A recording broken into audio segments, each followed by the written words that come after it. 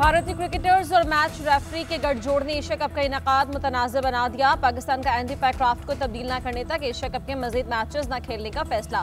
Match referee ने Pak Bharat match के दौरान सलमान आगा को हाथ न मिलाने का कहा था। चेयरमैन पीसीबी मोहसिन नकवी ने आईसीसी से फौरी रेफरी को हटाने का मुतालबा किया। कहा कि मैच रेफरी ने आईसीसी कोड ऑफ कंडक्ट की खिलाफ वर्जी की। इक़दाम आईसीसी के कानून और क्रिकेट स्पिरिट के खिलाफ है।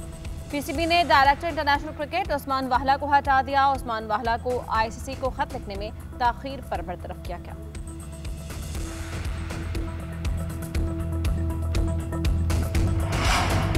शरह सूद 11% पर बरकरार। स्टेट बैंक ऑफ पाकिस्तान ने नई मॉनेटरी पॉलिसी का ऐलान कर दिया। ताजिर बरादरी ने 2% कमी का मुतालबा कर रखा था। Economic policy and business development ने कहा कि शरह सूद में कमी से ज़राई और सनती शोबों की बहाली मुमकिन है।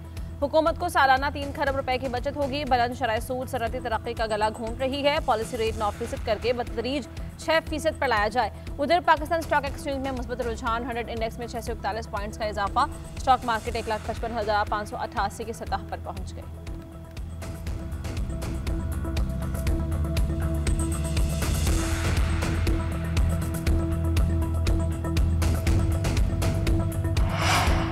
अरब इस्लामी ममालिक के सरबराहान का इजलास आज होगा। वज़ीर-ए-आज़म एक रोज़ा सरकारी दौरे पर कतर के दारुल हुकूमत दोहा पहुंच गए। कतर के वज़ीर सकाफत शेख अब्दुर्रहमान बिन हमजासिम ने वज़ीर-ए-आज़म और पाकिस्तानी वफ़द का इस्तकबाल किया। वज़ीर ख़ारिजा इस्हाक़ डार पहले से कतर में मौजूद हैं। OIC रुकन ममालिक के सरबराहान, हुकूमती नुमाइंदे और आला हुक्काम शरीक होंगे। इजलास में दोहा पर इसराइल के फ़ज़ाई हमलों और मसला फ़लस्तीन पर बात होगी। फ़लस्तीनियों को ज़बरदस्ती बेघर करने की मज़म्मत की जाएगी। इसराइल ने 1 हफ्ते कबल दोहा में हमला किया था।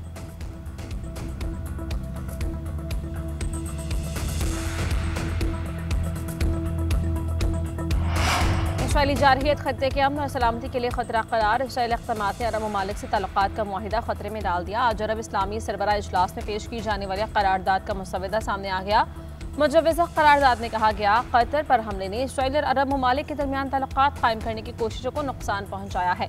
कतर पर इसराइल का वहशियाना हमला गजा में फ़लस्तीनियों की नस्लकुशी, जबरी क़हत और गैर कानूनी आबादकारी खित्ते के अमन को खतरे में डाल रही है। इसराइली जारहियत अरब ममालिक के साथ ताल्लुकात के मौजूदा मुआहिदों को खतरे से दो चार कर रही है।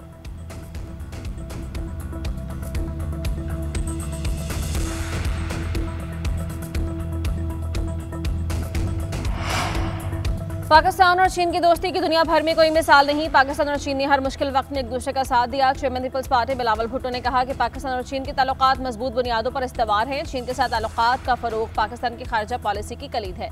CPEC पाक चीन दोस्ती का अमली सबूत है। CPEC इलाकाई तरक्की खुशहाली का मंसूबा है। बतौर वज़ीर खारजा चीन के साथ ताल्लुकात की बेहतरी में अहम किरदार अदा किया है।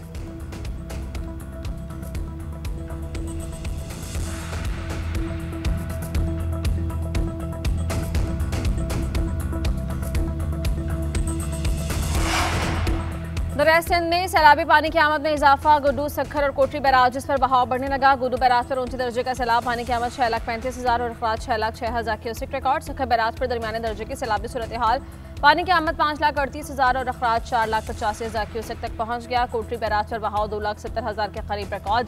कोट मिठन पर पानी की सतह कम होकर 11.4 फुट पर आ गई। हेडपंप जुनत पर बहाव में कमी, बहाव 3,07,000 क्यूसेक पर आ गया।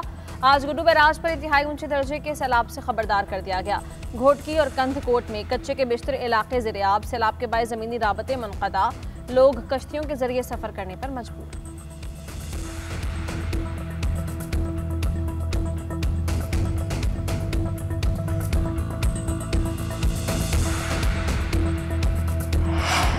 मौसमियाती तब्दीलियों के बायस पाकिस्तान में बेहद नुकसानात हो रहे हैं। इससे निपटने के लिए आलमी बरादरी को पाकिस्तान की मदद करनी होगी। वज़ीर आला मुराद अली शाह और वफाकी वज़ीर मुसद्दक़ मलिक की मुलाकात में इत्तेफाक। मुसद्दक़ मलिक ने कहा कि कार्बन क्रेडिट की मार्केट खोलना होगी, जिसके लिए वफाकी हुकूमत मुकम्मल मदद करेगी। मुराद अली शाह ने कहा कि इस मरतबा दरियाई सैलाब था जिसने मसाइल पैदा किए। हमें सखर बैराज की गुंजाइश बढ़ानी है। जापान दरियाई सिंध के बंद मजबूत करने के लिए मनसूबा दे रहा है। उम्मीद है कि इससे बंद मजबूत हो जाएंगे।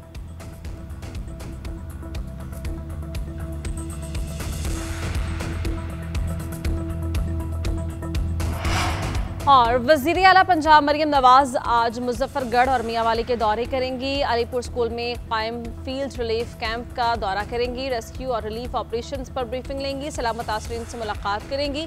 मियांवाली में इलेक्ट्रिक बस प्रोजेक्ट की तकरीब में भी शरीक होंगी। वज़ीर इत्तलात पंजाब असद बुखारी ने कहा कि मुल्क की तारीख के सबसे बड़े सैलाब का सामना किया, बर वक्त अक़दाबाद से लाखों जानों को महफूज बनाया। मुतासरीन की आबादकारी चैलेंज है, नुकसानात का तखमीना लगाया जा रहा है। सर्वे मुकम्मल होने के बाद मरीम नवाज जल्द रिलीफ पैकेज का ऐलान भी करेंगे।